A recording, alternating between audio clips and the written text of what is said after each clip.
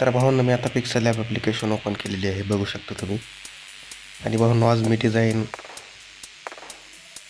Doctor Babasaheb Ambedkar जे कमान असते भावांनो, तुम्ही बघितलंच असाल, वेगवेगळ्या फेस्टिवलचे वेगवेगळे कमान असतात.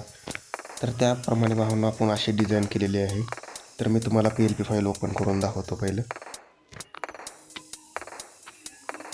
बघू शकता मित्रांनो, अशा प्रकारे आपली PLP फाईल असणार आहे. मी तुम्हाला झूम करून दाखवतो. बघू शकता मित्रांनो, अशा प्रकारे काय आपली जी कमान जो आहे तो आपण इथं अशी प्रकारे डिझाईन केलेली आहे, बघू शकता तुम्ही. तर भावना याच्यामध्ये काय काय यूज केलेलं आहे मी तुम्हाला एक एक गोष्टी इथे ॲड करून सांगतो, जेणेकरून तुमच्या लक्षात येईल.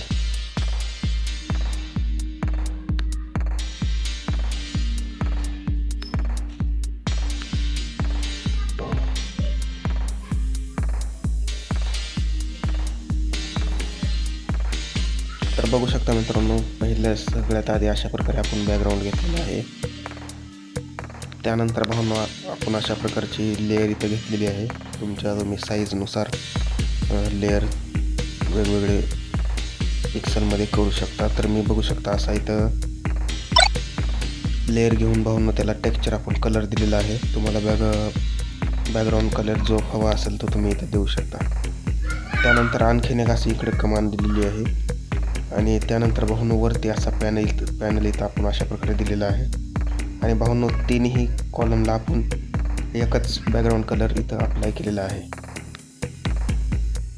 त्यानंतर भावनो आपण अशा प्रकारे PNG घेतलेली आहे. इथं गौतम बुद्धाची PNG आहे, बघू शकता अशा प्रकारची. त्यानंतर भावनो इथं आपण असा टेक्स्ट ॲड केलेला आहे, वर्ल्ड बिगिल्स फेस्टिवल म्हणून. त्यानंतर भावनो तीच गौतम बुद्धाची PNG आपण इकडे डुप्लिकेट केलेली आहे अशा प्रकारे. आणि भावनो तेच टेक्स्ट इकडे आपण अप्लाय केलेला आहे. त्यानंतर भावनो इथं बघू शकता बाबासाहेब आंबेडकरांची PNG आपण ॲड केलेली आहे. आणि फुल HD मध्ये भावनो PNG असणार आहे. तुम्हाला असं झूम केल्यानंतर जरा ब्लर दिसत असेल, पण भावनो जेव्हा तुम्ही सेव्ह कराल ना, तेव्हा तुम्हाला इमेजची क्वालिटी कळून जाईल की कशा प्रकारे आपण HD मध्ये इमेज दिलेली आहे.